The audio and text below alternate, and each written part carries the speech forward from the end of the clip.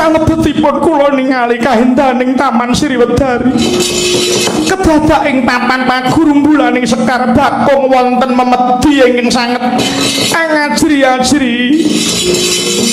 wonten kadang kula maruh ingkang kamtaka labet kamigilan kalian medi kala wau manguning tias mung winangun hening manungsung ing nala mung ngosikke wala ing Sumantri wonten dawuh sinuwun Taman Sriwedari resik ana saka saking jum setan priperayangan karben ora ganggu gawe marang Yai Citrawati nyuwun pangestu sinuwun.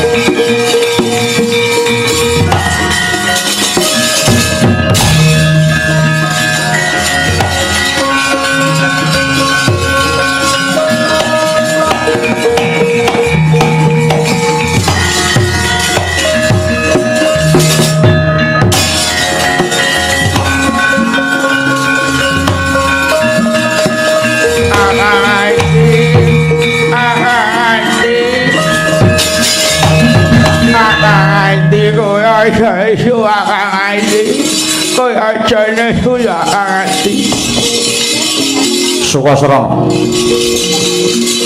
kalingane kowe sing gawe geger ana Taman Sriwedari. Iya Kang Ati, aku mau ngelak Dewi Dalanti. Ayune Dalanti kaya apa? Ya sebab saing Dewi weruh rupamu kuwi banjur kami gilang ana putri kang kamtaka sebab saka wedine nyawang raimu kuwi. Mula yen kowe tresna karo Sumantri minggat kowe kudu mikir saka kene. Akang ngerti aku mau isah karo kowe lho. Aku tresna karo kowe lho. Aku anggap yen kowe isin nganggep sedulur, aku anggap peningan-ninganmu aku ya lap duwe sedulur kowe ora ngingu kaya kowe ya ora bali apa ora aku mau isa lho Akang bali Akang aku tresna karo kowe aku mau pisah aku elu kowe ya Kakang dodo nguntat diri genetap dodo bang mawingo banget lho ini apa Kang? Kang ini apa? Oh ya apa kelalu aku Kang?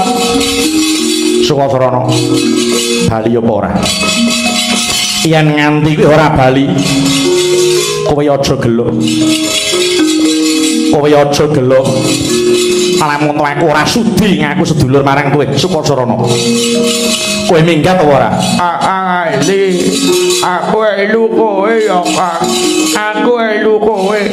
kowe gondang gandeng ange kala-kala kanton lirikin sanging sang maweh kandrung wah kaya mangkono Sang Sumantri mentang langkap sinandangan Warastra kaeneraken ing ngrayi Bambang Sukasarana sejatine mungkin Arya ngagara-gari ingkang ngrayi purna kesah saking Taman Sriwedari wangkote Sang Sukasarana manani saya putek penggali Bambang Sumantri dangu donya nduwa kanepsa ning batin Sang Sumantri kedadak brepun nang riwe medhas saking sela-selaning wulu deleweran yayah dineres riwe kang medal saking asta tumetes nelesi epek-epek dadak sakala mrucut ndenya nyepeng jemparing datan jinarak poning jemparing mrucut saking kendheng langkap giya tumanduk jaja terus nrajang jejantunge Sang Sukasarana gawah pelak kapidara dapilan patine Sang Sukasarana hanjret Bambang Sumantri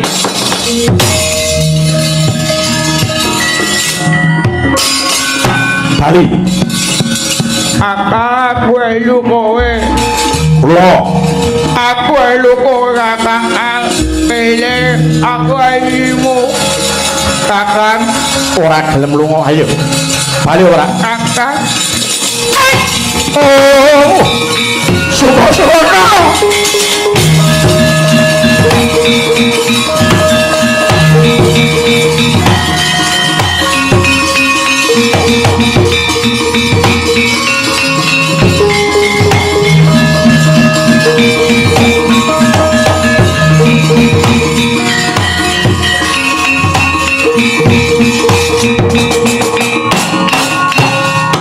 Adikudi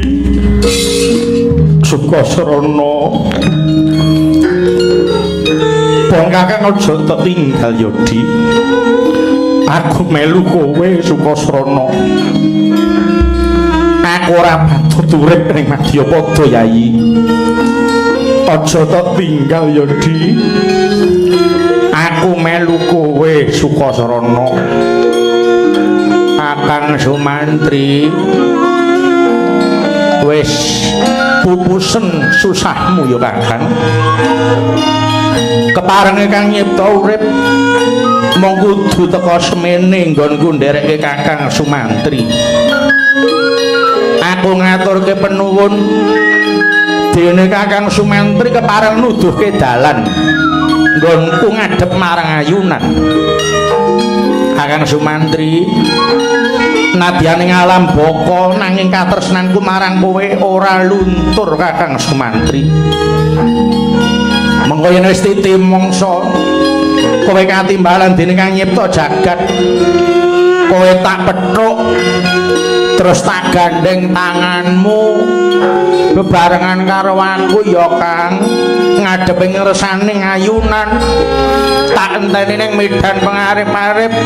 aku gelem anjing swarga nek bareng karo kowe ya Kang Kakange Mantri nek wis witiwancane mangsa kala kowe tak pethuk ya Kang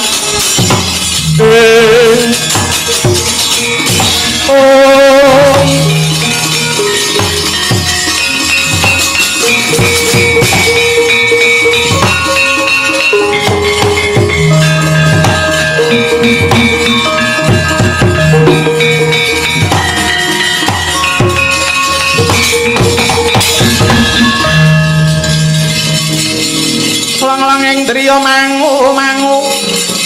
mangungkung kanduhan rimang lirlena tanpa kanin yen tan tulus manggo sang Hyahutama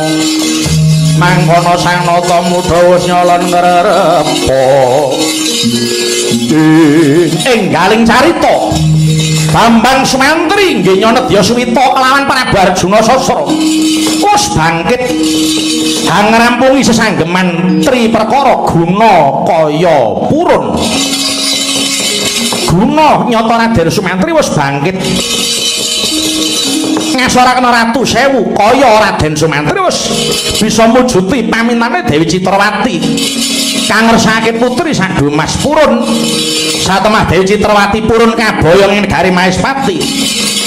minangka dadi prameswarining Prabu Arjuna Sasra enggaling carita dening Prabu Arjuna Sasra Raden Sumantri giya sinengkake ngaluhur minangka nindya mantri muka kekasih Kiyana Patih Suwanda wis ndungkap dasawarsa nggih Patih Suwanda ngabdi ing Maespati pagedhonganing carita Sang Prabu Arjuna Sasra nindakaken tapa brata ing tengahing Samudra Laya kanthi triwikrama dadya yaksa sagunung gengira satemah banyuning samudra ambaludrak nganti ngelepi Praja Ngalengka geger Praja Ngalengka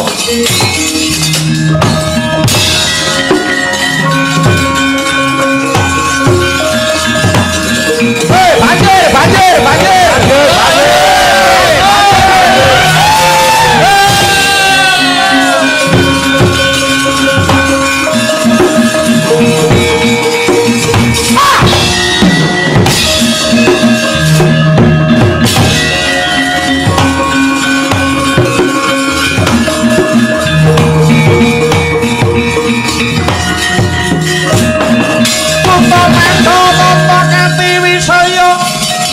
Indriya sasara meruta pawana bana margana samirana lan warayan panca bayi wisikan magulingan limo marica wonten mendika Jawa sinuwun iki kok padha geger iki ana apa kemareng mentur sinuwun menika negari Ngalengka kapandhuk ing banjir bandang toyaning samudra ambalutak ngantos hanglepi pinten-pinten dusun kathah warga Ngalengka karang pradesan sami ngungsi gesang sinuwun lho wah lah kok nganti bisa kaya mangkono kuwi dadi banjir bandang iki piye apa kira-kira akeh alas kang gundul apa akeh kawulaku kang padha ngguwang regetan map sing ora mapan gone nganti manani dadi banjir nyuwun pangapunten sejatosipun nadyan kathah kalas ingkang gundul namung pranyata mboten ngantos manani banjir bandang